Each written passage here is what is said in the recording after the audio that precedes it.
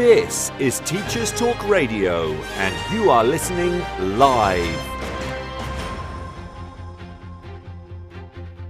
Good evening if you're listening live, and hello to everyone else. Tonight we are talking about one person's journey from the classroom to a life that actually is manageable. So our guest tonight is going to share how she managed to move from teaching into a slightly more sustainable work-life balance. This is Teachers Talk Radio, and you are listening live. Tune in live at ttradio.org, or to join in the conversation, download the Podbean app and search Teachers Talk Radio. Follow the hashtag TTRadio. Tune in, talk it out with Teachers Talk Radio. So I am alone tonight because my co-host Leanne is feeling unwell, which is a little bit sad, but understandable. I was so sick a few weeks ago that I totally bailed. We didn't even have a show a few weeks ago because I was so sick. So I feel like this is kind of fair. So hopefully Leanne will be back with us in a fortnight's time. And in the meantime, for tonight, I'm going to be talking to our guest, Kusam, who is a very experienced secondary English teacher who moved out of a classroom and managed to, I want to say, find something else, something related, something that used her skills, something that utilized her teaching skills that she honed in her many years in the classroom to create a manageable life that is enjoyable and that allows her to sleep. So she's going to tell us about that when she joins. I don't have a work-life balance and I don't sleep. And that's pretty much the only thing that's been going on in my life lately is work and not sleeping during the week, and then sleeping most of Saturday and about half of Sunday, and then working the second half of Sunday because that's the only way to get everything done. I think a few weeks ago, 4 or 5 weeks ago, I would have had a very different summary of my day-to-day existence, but this is where we're at. This is where things are. And I saw actually on X/Twitter/ whatever I feel like calling it on any given day, a post that summarized, I retweeted it, reposted, because it was just so spot on. This is from Owen Williams quoting Adam Boxer, I think, and it's just this insane list of everything that teachers have to do or are expected to do in every single lesson. And it's depressing, it's shocking, and it's horrible, and it's terrifying, and it's depressing, and it's true. And this is kind of where we're all at, I think. So this tweet, this screenshot, I think is from Adam Box originally. It says, cognitively, it's impossible to execute all of the plans. I get told to do a do now that has retrieval practice, that every lesson needs an or C component, that I need to put I do, we do, you do on all my slides, do a turn and talk, give my students opportunities for metacognition, that students peer assess in green pen, self-assess in red pen, and I mark in purple pen, that lessons need to be connected to the school-wide cultural priorities, that I need to do slant or star, to cold call and use mini whiteboards, to coach and be coached, to include a visualizer, but also the branded slides, group work, an opportunity for creativity, to write a curriculum map and intent statement, to print and update my career posters, that I need to hold back all my students till their shirts are tucked in till the end of the lesson, that my medium-term plans need clearly delineated learning outcomes for every lesson, to write hinge tasks and multiple choice questions, to give exactly 40 minutes of homework a week, relational practice, restorative practice, trauma-informed practice. The list goes on. And that's it. That's day-to-day life. And then when it's the last week of the longest half term of the year, and then somebody walks in with a clipboard, stands there for 10 minutes making notes before leaving, and then dares to give you feedback. How do we not laugh? How do we not laugh? Because if we don't laugh, we will all cry. And that's where we all are, people. That is where we all are at this stage. So, I really need to talk to this guest tonight before I completely lose my head. And I'm hoping that she's got some insight into different options and different opportunities about how one might, if one were so inclined, move out of the classroom and make use of the incredibly valuable skills that we all have in a way that is a little bit more sustainable and provides some sort of work-life balance and doesn't drive us all to the brink or to the pub at inappropriate times and for much longer than it should. So, Kusum, can you hear me? Yes, I can. Can you hear And me? I can hear you. Yes, beautiful. Okay. So, could you please introduce yourself really briefly and just give us a bit of background about your teaching experience and where and when and how long and so on? Okay, right. So I started teaching in 1991. It's okay. Old. Okay, I started teaching in 1991. I trained to be an English teacher, and along the way, kind of taught other subjects. The usual media, sociology, etc., etc. And for most of my time, I was like doing that and being second in English, etc., as well as a classroom teacher for most of it. And then probably when I got to my mid 40s, around about 10 years ago, I got approached to kind of tutor. So the idea was put in my head, but it wasn't until about 2015 where I started to make moves towards becoming a private tutor. So that's kind of it. Yeah, most of the time was secondary school teaching though. Okay. All right. So how long were you tutoring before you decided to kind of make that more of a full-time situation?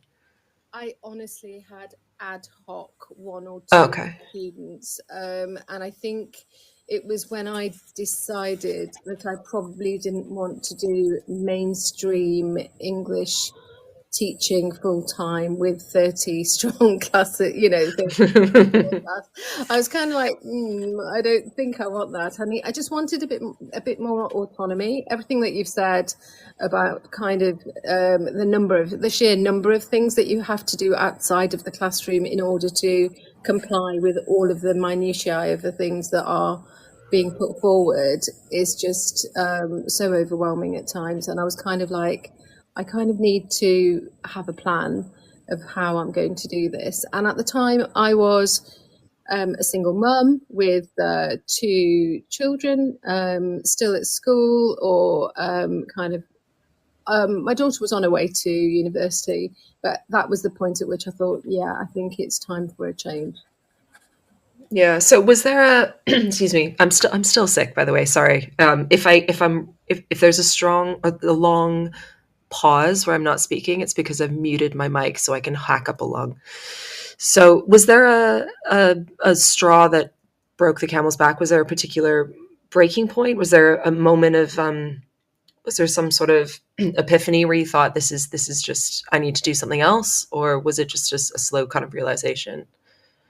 It was a relatively slow realization, but I had got to breaking point. I'm going to be honest about that. I think that Yeah. there wasn't any issue within my classroom. My students that year did as well as any students that I'd ever taught before. But I was kind of losing faith, and I did kind of make inquiries within my own school about whether we could support students that were kind of on borderline. And it was years later that intervention tutors, etc., started.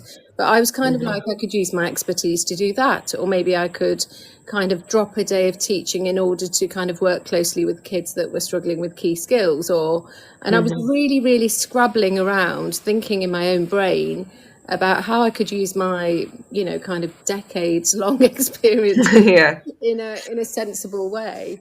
But eventually I actually did crash out. I'm not going to dress it up. It wasn't pretty. And I didn't see it coming. I did not see it coming. It was just a weekend where I was so overwhelmed. I couldn't stop crying. It was kind of my best friend who's like my absolute rock, and she happens to be a GP, and she went, "You are not well, and we need to kind of get this sorted." And I think through that, I think over as I was coming out of that, I thought, well, I need to arm myself with extra qualifications. So that's when I decided to do a self qualification. Which there's ESOL and CELTA, which is to teach English as an additional language. And I thought, well, I need to have a breadth of people I can help out. So I decided to do that at the end of that period. Okay. Yeah, and I actually got work at a language academy through that. So that was good. It was like a whole new area of people. It was delightful for me. It was teaching adults from all around the world, and teaching English in an entirely different way. You have to almost unlearn speaking too much at the front of the room, because obviously your class has got, quite basic English. So you've got to really pare down that explanation. Yeah. So that was really good. It was intense. I did it over a month, which is slightly insane. You feel like you're in the final year, you're a finalist at university. You have no life. You're just kind of doing so many teaching experiences and so many assignments within the space of a month, and you have no life. So it's kind of heavy. But the reason I would advocate to do the CELTA qualification or the ESOL qualification over just a TEFL is I've probably just offended everyone who's got a TEFL qualification. That's okay. But the reason I'd advocate for those two is because they're recognised by the British Council, and you can literally, should you want to up sticks and just go to warmer climes, that qualification is recognised everywhere, because you have to have a graduate degree, and it is very, very rigorous on the grammar and the number of teaching observations. You kind of have to do a scheme of work for a second language speaker, Right. So it is super interesting, but very, very heavy. Yeah, I can imagine. So I don't know much about those things, but it's definitely something that I've considered looking into for the, big hypothetical if I ever move out of the classroom. But I'm not sure that my the part of my brain that needs to feel I guess it would be the part of my soul, if I believed in that needs to help people or needs to make a difference, because I associate that so much with young people, with kids. I don't know if that itch would be scratched teaching adults. It is massively, because in that academy I had people who were working incredibly hard, who'd saved it really, really hard to come over to improve their English, and then you kind of have conversations about how getting their qualification or their language up to a certain grade would enable them. In fact, one of my students, she wound up actually staying with me, but she wanted to be an air hostess, and her English had to be a particular level in order to do that. She wanted to be an air hostess in Spain, and she had saved incredibly hard to come over to improve her English. And it's fascinating to be in a classroom full of adults from all around the world and to ask all those questions that it's a two-way process. It really, really is. It's really rewarding, so rewarding. I can't tell you. And you absolutely do feel you're being very useful to someone who is trying to forge their career path. And whether they are student level or they're, there were kind of women who were engineers from Saudi, so they wouldn't go for a break together, but then they would take off their veils and their hijab and everything to have a cup of tea with me, and to have conversations. It was just so enriching, honestly. I can't tell you. Okay, well, yeah, you're kind of changing my mind. And as you're saying all of that, I was thinking, well, that sounds like something I'd be willing to try. And I feel like I could do the training for however long it took, but then to kind of get invested in something as a trial sounds a bit risky. But then looking at two other points, that one of the good things about teaching, especially in this country, is that they're always kind of desperate for teachers. So it's always something you could go back to. at a later date once you're qualified and you have some experience. So that's not so much a risk in itself. It's not like we're gonna, if you leave your mainstream teaching job, it's not like you can never go back. Especially if you're a teacher of certain subjects. They'll be desperate for you in 5 years, just as they are today, I'm sure, because it's going to take a lot longer than that to fix the problem, the recruitment and retention problem. And then it doesn't sound, as a second thing, that it took you that long to get that set up and to get qualified. I mean, you managed to do it in a month, right? I did. I got that in a month, but that was the intensive. You can do it over 6 months. My daughter did it alongside her English Lit degree. So it ran over a few years. It's kind of how intensely you want to do it. And that's the CELTA is Cambridge and the TEFL is Oxford University. But I wouldn't advocate, I really, really want to be clear about this. I would not advocate that someone leave their full income immediately and then just kind of throw themselves into a whole new thing. And I think I had seen the lady who was the manager of the language school before. I'd kind of spoken to her months before, and she said, "I'm sure I would have work for you, but you need this qualification." And it was a month later that I kind of contacted her again, and she said, "Let me know when you've done it, and there will be work." But the work, I'm not again going to lie, it was paid on an hourly basis. It was much lower than a teacher's salary, and I kind of advocate that you should do two bits. If I was in mainstream teaching and I was feeling that it was getting a bit overwhelming, I would try to reduce my days in the first instance, in order to create some headspace, to actually, take the pressure off, to ask for 4 days or whatever, 3 days if you can, and then to slowly build up your other thing. So even now I'm working through an agency, as well as doing my private tutoring. I always think it's good to have a couple of fingers in a couple of pies, if you like, because your main scale job can kind of sustain you over the summer, whereas your tutoring, if you're GCSE, if you're a secondary school teacher, will inevitably with year 11 finish once the exams are over in the middle of June, and then you're not really going to get very much work until September, which is a long old time.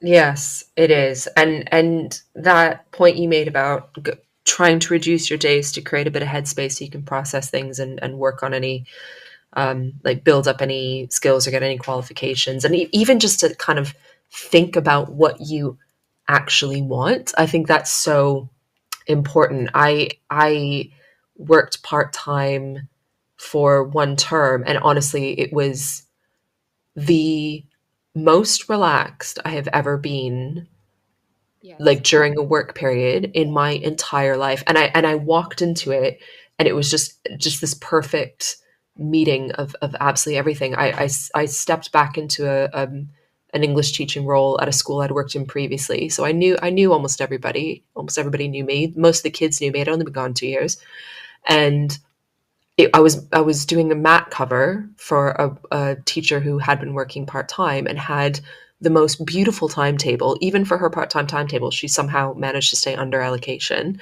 She had lovely classes. It was just no form, or like a form for a couple of the days, but it was shared with somebody else. It was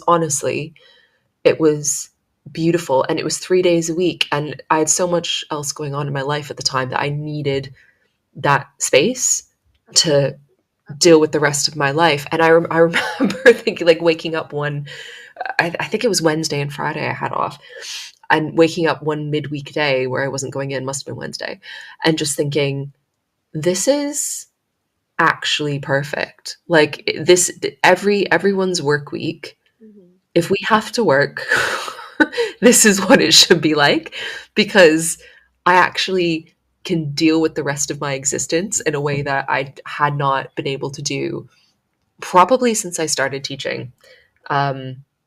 It was exactly what I needed at the time. And the fact that I loved the school and it all kind of fit together otherwise was just, luck of the draw. But Absolutely. I just think with the current crisis that there is, let's face it, with recruitment, with the amount of cover staff, with everything else, I think that if you are qualified in your job and you are a qualified teacher in your subject or in your area, whether you're primary school or whatever, I think that most schools would actually try to accommodate an experienced, established member of staff with part-time work or part-time hours, if it was possible, than lose them altogether. And sometimes I think a lot of people just dwell on the amount of salary that they're going to lose and how much their salary is going to go down, but your levels of stress are going to be so much lower. So maybe you're not going to be grabbing things in a rush on the way home. Maybe you're going to cook yourself a decent meal. Maybe you're not going to use your car that day. Maybe you're going to make loads and loads of savings, as we all did when we kind of stayed in our houses. We were forced to stay in our houses over COVID, but it's kind of like you do gain so much with your own headspace and so much with your own kind of well-being that you actually won't have those habits that are stress related. That you said about going to the pub and staying longer because you're stressed out and all the rest, and we've all been there. But the chances are, if you're calmer, you're probably not going to be going out or feeling the need in that way, just because you're congratulating yourself and getting through a full week at work. Yeah. So I do think it's not anywhere near as big of a cut in salary when you actually think about the gains and the things that you're not paying for anymore. Yeah. Yeah, definitely. And the fact that this was a school in London as well, and I was spending quite a bit of money, a lot of money and a lot of time commuting every single day. So not doing that for 2 days that made up an enormous chunk, because it takes so much time and money to commute anywhere in London anyway. So that in itself made up for, not the whole thing, but it definitely helped. Yes. So yeah, it was pretty great. Yes. Yeah. I genuinely think that I do advocate doing sums. Really, really do your sums and really, really think about. I've watched YouTube videos on various platforms that help teachers who are trying to move out of the classroom.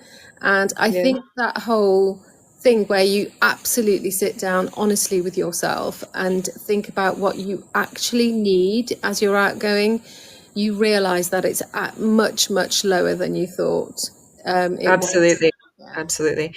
Right. So I want to hear more about that process and the kind of different resources available that you've discovered kind of generally, and where people might look to find some of those things. And we'll talk about that in just a moment. This show is brought to you in partnership with John Catt Educational, publishers of professional development books and resources that support great teaching and learning in schools around the world. Don't miss out. Level up your professional development today and visit johncattbookshop.com to explore the full range of titles. Use the code JCTTR2425 for 20% off your order. Happy reading. Are you a teacher who has concerns about your students' low reading levels? Are you also worried disadvantaged students won't be able to catch up? The online reading development program, Dreambox Reading Plus, adapts to a student's skill level, accelerates reading progress, and helps students acquire a wide vocabulary. The patented technology develops reading fluency and supports the transition to increased text complexity from Key Stage 2 to Key Stage 3 and 4, where language and vocabulary are more challenging. You can try the program with a free 4-week pilot today. Search Reading Solutions UK to find their website and request your free pilot. How do we stop teachers marking books on their kitchen table on a Sunday night instead of wanting to spend time with their family? Is live marking truly cutting-edge practice? What if I told you that I could provide evidence of verbal feedback and its impact on student outcomes? Now, traditional marking time and time again is reported as the number one reason why teachers leave the profession. It trumps behaviour issues and teacher salary. In Guide to Feedback, I share 9 case study skills that demonstrate 9 different ways to provide marking and feedback, all evidenced by student outcomes. Now, not every school will be ready for this, but hopefully you are ready to start your Feed Up and Feed Forward journey. The Teacher Toolkit Guide to Feedback is out now, and you can get an exclusive 30% discount when you order Teacher Toolkit Guide to Feedback from Bloomsbury.com. Just use the code TTRGTF at the checkout. That's TTRGTF, and it expires 30th of November. Happy reading. Do you ever wish you could sit down with other teachers and delve into the challenges and opportunities we face? Well, that's exactly what Table Talks at Bet UK is all about. Join small roundtable discussions based on your selected topics to share insights, learn from peers, and tackle the big issues in education, all in a sponsor-free environment. This is your chance to connect and collaborate like never before. Be part of the conversation at Bet UK in January 2025. Visit uk.betshow.com to learn more. This is Teachers Talk Radio, and this is Teachers Talk Radio News.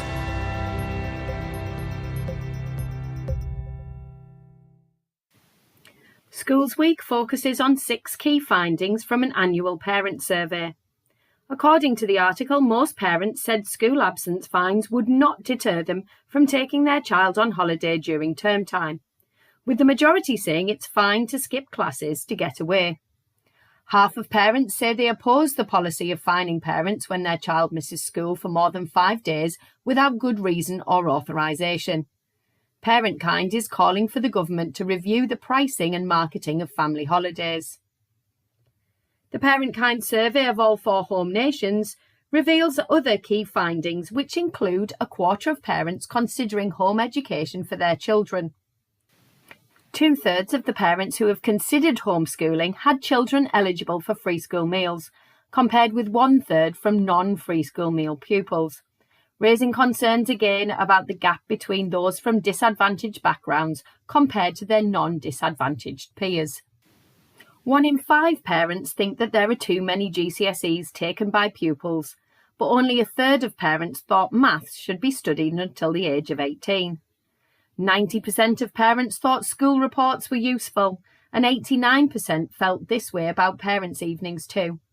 But support for homework was only at 70%. Nearly 4 in 10 parents said homework causes arguments, which rose to 48% for free school meal eligible pupils. Full details of all the survey's findings can be found on the Schools Week website. An ITV report says the Welsh Government continues to change its position on how to teach English reading. An investigation revealed that a method which has been discredited for decades is being widely used in schools across Wales. The method, commonly referred to as cueing, sees children being told to use cues like pictures or the context of a sentence if they are stuck on an unfamiliar word. The Welsh Conservatives forced a debate in the Senedd based on the investigation, and the government admitted the guidance needed to be clarified, with a spokesperson saying to ITV News that cueing should not be used to tackle unfamiliar words. However, in an interview, the Cabinet Secretary for Education, Lynn Neagle, said cueing could be used to teach reading with phonics as the building blocks as part of a balanced approach.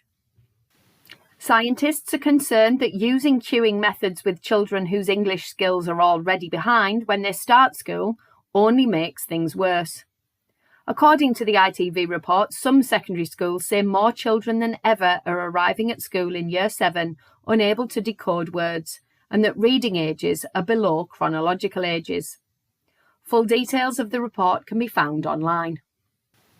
In Scotland, the BBC reports that IT failures in Edinburgh meant primary school pupils had access to pornography and videos of executions at public libraries. Filters designed to block inappropriate websites were not activated on PCs accessed using child library cards. According to the BBC, the City of Edinburgh Council believed the issue was resolved earlier this month, until it was discovered that this revised safety measure could also be easily bypassed. All public computers in the city's libraries were taken offline again until the issue could be rectified. Younger pupils are sometimes taken to libraries to use computers during the school day. A parent reported the breach to their child's school, and this was passed on to the council. School-issued iPads were taken away from pupils to check they were secure. A spokeswoman for the City of Edinburgh Council said it was reviewing its security measures. Finally, students at the University of Cambridge have been offered heart screenings after a 20-year-old undergraduate suffered a sudden cardiac arrest. The student collapsed and died whilst hiking in France in 2023, but friends have since raised more than £55,000 to pay for ECGs for hundreds of students. The original goal was to raise £7,000, but now many more will be able to access the test to check for undiagnosed issues. This has been your Teachers Talk Radio News with Jo Fox. Well, that was largely depressing. That was generally, that was largely generally unhappy. So some other, I don't even have any specific comments other than, yeah, everything's awful. So again, scrolling through X during the depressing news, some more things that just keep popping up on my feed because obviously I'm liking every miserable, fed up person's post right now. Sam Strickland has said the only way we'll see an influx into teaching, like to solve this recruitment crisis, is to seriously increase teacher salaries, have more teachers to allow for 20 to 25% PPA, and seriously reduce workload. Somebody else, Woebegong? Who knows? I work in a school where 20% non-contact is standard. It makes a big difference. I can't even imagine, like, just so many days where you work to prepare for work, and then you work all day, and then you work afterwards because you don't have time to do any of the work that you have to work at work. I'm tired of work. It's constant. And then this other screenshot from someone, I think this is really old. I've seen this before. But it says, being a teacher is so weird. What do you mean I got to write and perform a different interactive play every single day for 5 different crowds of teenage hecklers? And I feel that's literally what my life is. Just work and then performing for deeply hostile audiences, none of whom want to be there and definitely did not pay for their ticket. And I got to do it 6 times. And it's just, what is my life? This is what it's come to. Okay, Kusam. So where should someone like me, who's at clearly very publicly at the end of her tether, where would someone look for ideas about, next steps or maybe how to have a bit of a career shift? Like, what did you do? How did you get inspired to come out of that slump where you cried all weekend? Well, I think I didn't cry all weekend. I actually cried for quite a few weeks. Oh dear. I was in a bad way. And it was, I didn't see it coming. I genuinely did not see it coming. So it was, to be honest, I think that if I was going to be honest, I would probably offer I've got a daughter who's also an English teacher and was in mainstream, but now is doing teaching in a different environment. And I would probably offer the same kind of advice that I gave her. And I think that would be to, first of all, flag it up with your school and see if you can reduce your working hours, just so that you have some headspace. I would do that first, so that it's not like, oh my God, I'm leaving and that's it. Because I think that's a little bit silly. But then if that doesn't work, I think, and you actually think, yes, I need a change, I don't want this existence in this way anymore, there are lots of places. I mean, in the Times Educational Supplement, there are jobs that are not teaching jobs, but still within education. There are lots on the council websites. There are jobs in universities mentoring students or helping students that are, with English skills, if you're an English teacher, with academic English, for example. So it's a different environment, so you've got to kind of have a think, you've got to reflect upon the thing that is making you thoroughly miserable. What is it? Because if you're loving the teaching, then that's not the thing that you want to get rid of. If it's the environment that needs to change, and it was actually my very wise daughter who said to me in the middle of my misery and my tears, I was like, well, what can I do? This is what I've done since I graduated. I'm kind of nothing without teaching, and I always really, really still love the actual teaching. And she said, Mum, it's not the teaching, it's the environment. And I was like, oh, okay, yeah, thank you for that, daughter of mine. So brilliant words. So yeah, I think if it's the environment, then you're probably ready for a change. So you can arm yourself with extra qualifications. But the places that I would look at the county council websites, because there are jobs within education that are not in mainstream schools. There are alternative provisions. There are PRUs. There are places that need more tutorial type work, and that's the work that I'm doing through an agency. I don't know if I'm allowed to name agencies or anything, but I'm working with an agency that kind of does a lot of work with alternative provision students, and at the moment I have been doing 3 days. I was doing 4 last year, of just doing one-to-one work in a library with students who have been out of mainstream, for a variety of reasons. It could be behaviour, it could be ADHD, it could be, situations with their own personal lives or whatever. And to have total autonomy over teaching a syllabus, and to run your day and to make it bespoke to the student that is in front of you is utterly delightful. And it sounds delightful. I hate it. I feel like I've said this on here before, but I hated as a student the rigidity of the school day. Like, you start at this time, bell rings, go here, bell rings, go here, bell rings, go here, just on and on until the final bell went, you went home, and then it just went again on loop, and it felt like Groundhog Day, and it was so controlled. I hated it as a student, so I understand why so many students struggle with it, because I was the same. And I hate it as a teacher, because like sometimes I just need to pee. Sometimes I just want to sit and stare at a wall and drink a cup of tea and eat an entire chunky Kit Kat. And then maybe I can face another group of human beings. And you don't have that autonomy. You don't have that freedom. You don't have that choice. Like, everything is so rigidly controlled.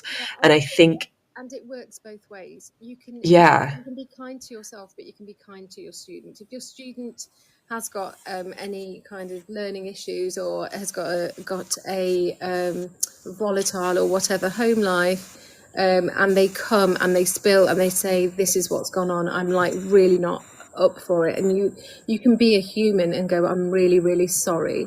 I'm going to just get a hot drink. Let's just sit down. Let's just kind of, let's just get ourselves in the right headspace. Is that you've actually got time to do that. And I've loved doing the one-to-one tutoring for the fact that I can do that. I can be a bit more human. I can kind of talk to my students and go, oh right, so you're really into art as well as English. So, so then I can incorporate that in the way that I'm going to talk about creative writing with that student, more so than I would with a student who might be into something else. So it's a beautiful thing, because I think I forgot how little time we have just to be kind in a very human way with each other and with the students that we teach. It's impossible. It's not nobody's fault. It's just the way that the structure is, and it is joyful to be able to do that. But I am again going to caveat it with the salary. If you're working for supply, you're going to get more being a supply in a secondary school than you would being supply in alternative provision. And if you can kind of build up your own private tutoring as well, then probably you'll be fine. Yeah. Yeah. You use the word kind, and we had a whole meeting today. The CPD, the meeting after work, was on a relational approach and what that means and how students should be treated and all this stuff. It was some webinar we were watching. We all watched at the same time from different rooms, and they kept saying things like showing kindness and to your students and what's kind for them. And it's just every time they said it, I just kept thinking, I don't have time for that. Like I can be kind the first time, and then I will also be kind the second time that I'm asking you to do something. But the third time that I have to ask you to do something, my kindness has run out because there are 31 other people in the room. We're all on a very tight schedule, and your exams are in 6 months. So yeah, the kindness clock has run out by the third time I'm saying the same thing. So we're under so much pressure to do all these different things. We literally do not have the time to sit down and have those super kind kumbaya conversations with every single kid. It is literally physically impossible. But yet that is just one of the other pressures that is constantly on all of our heads. When the system doesn't allow for that, that's not, those two things are largely incompatible. And as long as we try and force this kind approach within this really rigid system, it's just going to be a pressure cooker. I also do think that it has to be something that's taught to students as well about when they're walking into a classroom, but that's probably another topic for another show. I do feel that,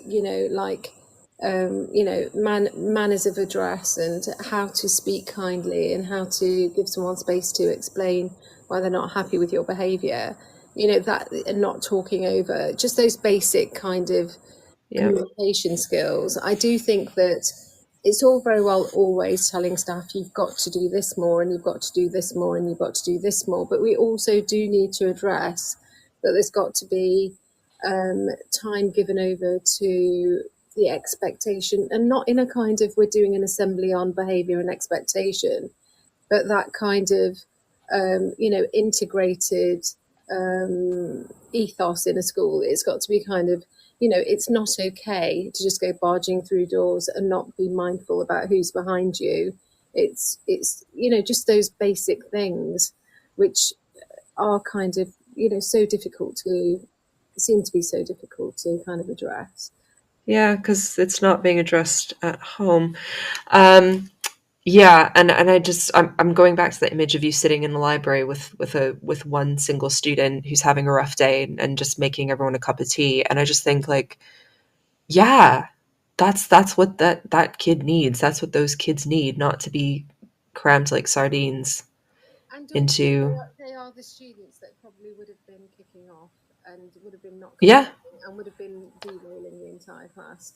But then they are utterly different when they are obviously just sitting opposite a teacher who has got the time to actually go, okay, come on then.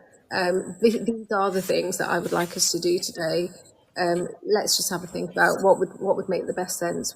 Shall we start with this? And it feels like a very negotiated, very kind and gentle way of going into a lesson, and then to have that autonomy and that trust that you are a professional, what the AQA syllabus is because you've been doing it for longer than your children have been alive, and and you know it back to front and inside out, so it's not really going to be an issue. It's just going to be that you're going to tailor it to the person in front of you, and you're going to celebrate every last success, and just see them build their confidence and build them up and say, you're winning, you're doing well, you're being consistent, this is great, and to be the voice that is going to be constant and good, hopefully, for them. That sounds so much more kind than what we're being forced to do. It's just nigh on impossible, honestly. I really, really do feel for everyone in mainstream, having done it for so many years myself. But there are practical things that you can do.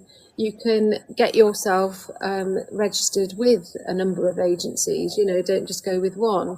Have a look if you want to reduce class sizes, or you think I don't really want to. I want to reduce to 3 days a week in mainstream. But if I want to teach on another day, I don't want it to be that I'm doing supply in another school where I'm just going to be firefighting. I would rather have a smaller group, or ask in your own school about whether you can be in charge of the intervention. There are ways where you can be kinder to yourself, but you've got to kind of know exactly what it is that's going to make you happier. And if it's not a complete break from teaching, it's like changing maybe the number of students that you're teaching, or changing the way that the amount of autonomy you've got in your working day, or even looking at online teaching. So when COVID hit, I was working as a private tutor full stop. I wasn't working for anybody. And literally my entire business folded. The exams were cancelled. No one was coming to my house.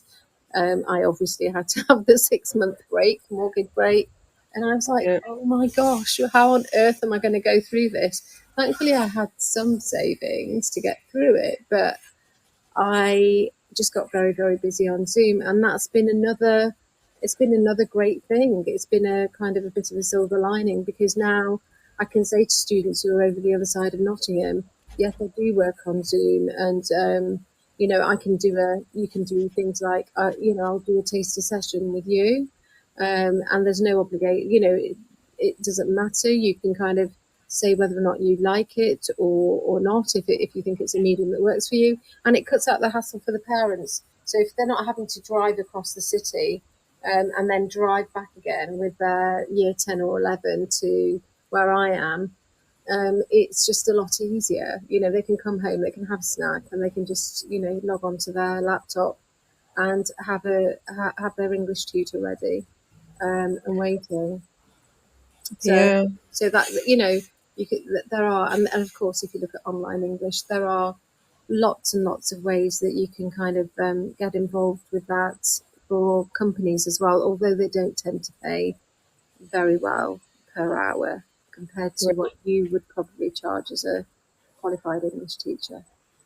And I think that's a huge concern. I know we've already spoken about it, and sitting down and coming up with your bottom line and going from there, and realizing that mental health and which often turns into physical health, positively and negatively, is more important than being able to go out for dinner however many times a week. But part of that bottom line is that people still need to eat and pay their mortgages. So it is a huge concern for people. I think you've got to just separate those two columns out. There are things that you need to do every month. It sounds like I'm being really, really simplistic about it, but genuinely, the things that you cannot get by without doing, like paying the mortgage and paying your bills and making sure that you're relatively secure and fed in your own home, those are things that are essential. There are the essentials, and then there are the things that you can pare down. I genuinely don't think people realise what big of an impact your mental well-being and your physical well-being has on the rest of your life. There's a calmness, and there is actually the headspace to go, oh, do I need to maybe create my own website? I've actually got time this morning to sit and make a few calls to local to teaching agencies and be very, very specific that I only want schools that are, and I have done some supply, but I actually got very, very specific. And then if you've done supply in a couple of schools that are close to home, the kids then know you, they know what your kind of expectation is, and it's you can be very, very specific with recruitment agencies about the kind of work that you want. And normally they are grateful for the fact that you're actually very clear about it. But you've got time to sit down and do all of that. The problem with working full time is you have no headspace whatsoever to even start to think about how you could do anything differently. And I think the first thing I would say for anyone is to create some space, to kind of release the tension, create some space, lose a day if you can, because I think most of us can usually absorb a day. Yeah. I would agree with that. All right, we'll talk more about that in just a minute. This show is brought to you in partnership with John Catt Educational, publishers of professional development books and resources that support great teaching and learning in schools around the world. Don't miss out. Level up your professional development today and visit johncattbookshop.com to explore the full range of titles. Use the code JCTTR2425 for 20% off your order. Happy reading. Are you a teacher who has concerns about your students' low reading levels? Are you also worried disadvantaged students won't be able to catch up? The online reading development program, Dreambox Reading Plus, adapts to a student's skill level, accelerates reading progress, and helps students acquire a wide vocabulary. The patented technology develops reading fluency and supports the transition to increased text complexity from Key Stage 2 to Key Stage 3 and 4, where language and vocabulary are more challenging. You can try the program with a free 4-week pilot today. Search Reading Solutions UK to find their website and request your free pilot.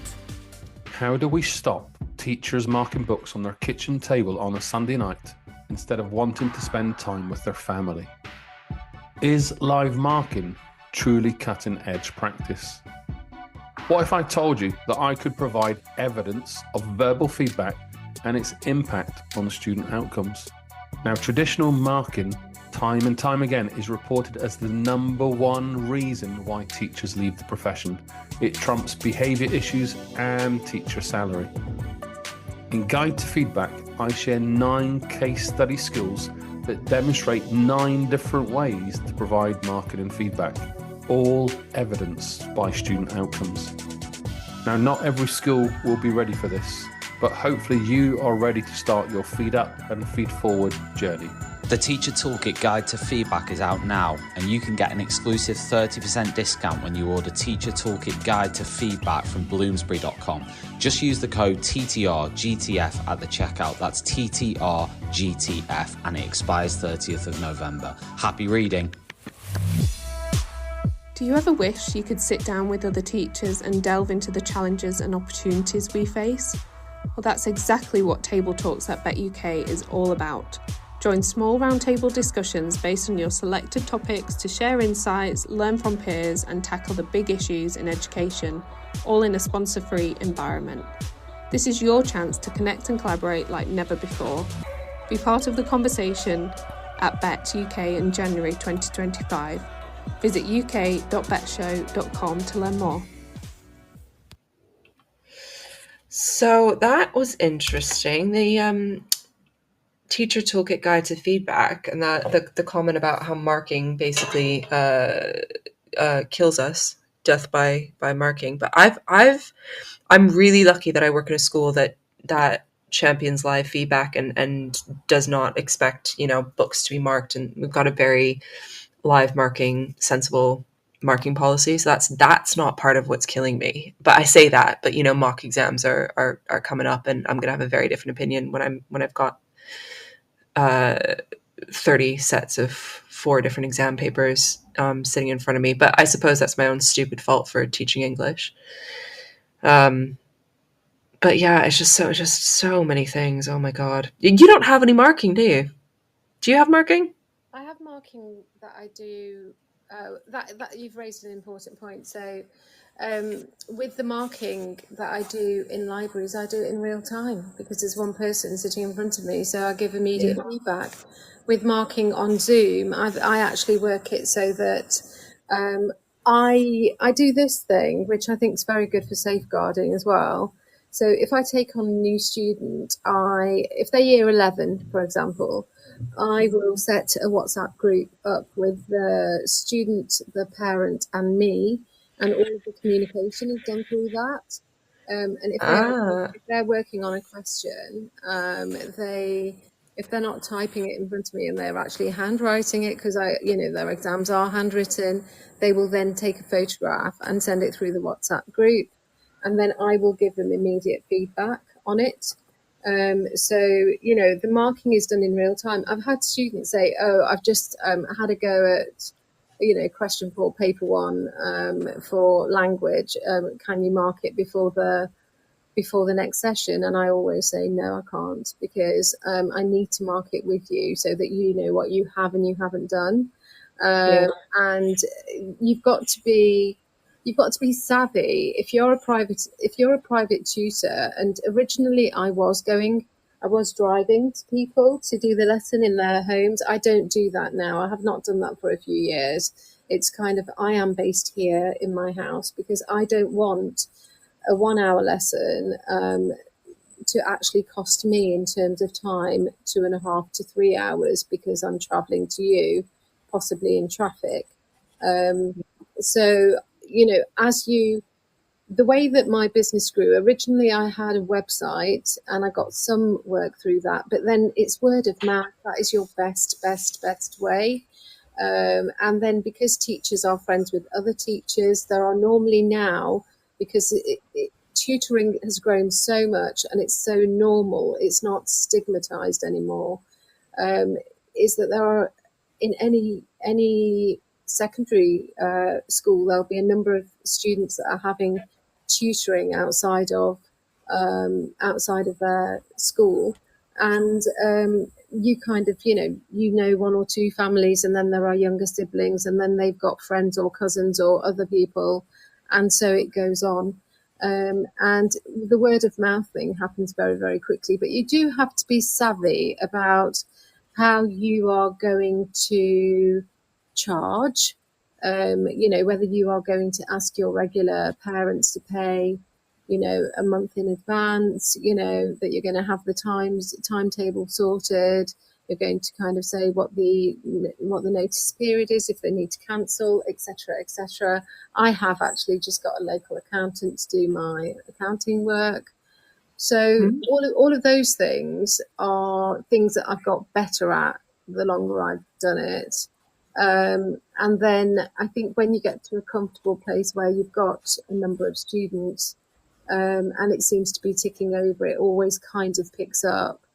I know that, June, July, August are lean months, so therefore I know I need to it is famine and feast, if you like. So Yeah. So in your feasting period, when it is around exam time and stuff, you have to just be prepared to put the work in and go, yes, of course, I'm available for you revising and just to figure out where all the exams are, etc.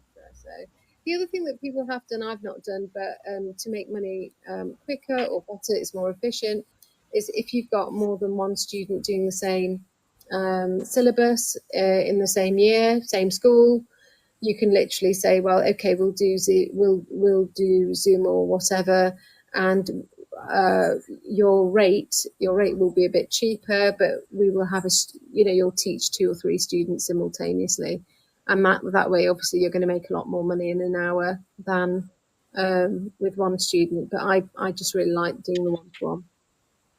Yeah, I like the idea of sitting at a table with a cup of tea. That sounds great. I've only done that once. I've only ever privately tutored one student, and it was a former student who'd left year 11 and gone to a different school. But I taught her. I was her head of year for a number of years, and I taught her English as well. And she lived near the school still, so I went once a week to her house and did it that way. And it wasn't super inconvenient because it was near the school, and it was kind of, I just go there and then go home. So it wasn't an inconvenience to me, but I liked that. I really did enjoy it. Yes. But I'm always in awe of the teachers who somehow manage to do all of the million things I've been ranting about for the past hour, and then also have 2 Ts in the evening or on weekends. Like I do not understand how they have the emotional capacity, let alone the mental one or physical one to handle that.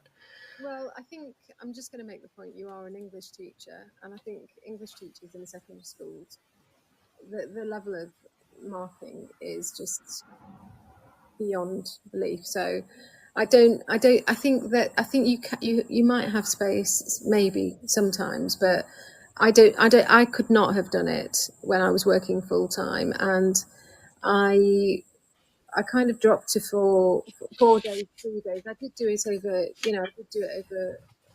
over a period, and like I said, I mainly do advocate that you have a salary coming in, and if possible that you've got some regular money coming in, and then you can kind of absorb the lean period of the summer. Yeah, that all makes a lot of sense. So it is 10 p.m. now. This has been so enlightening. And I've got a lot to think about. There is hope. Yes, I know. Yeah. Yeah, lots of different options. And of course, this is, as I said at the beginning, this is one person. You're one person, and this is your specific. I'm one person. Yeah. Yeah. And there are the options. There are the possibilities. Just do it gradually. Be kind to yourself. Create that space first.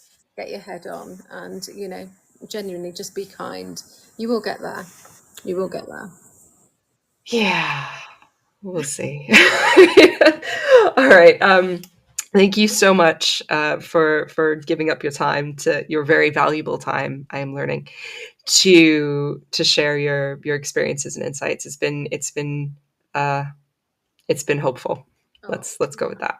I'm glad. All right.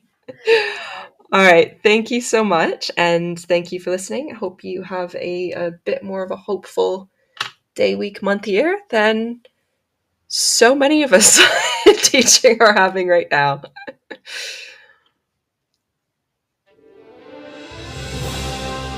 You've been listening to Teachers Talk Radio. Tune in live and listen back at ttradio.org. We look forward to hearing from you next time on Teachers Talk Radio.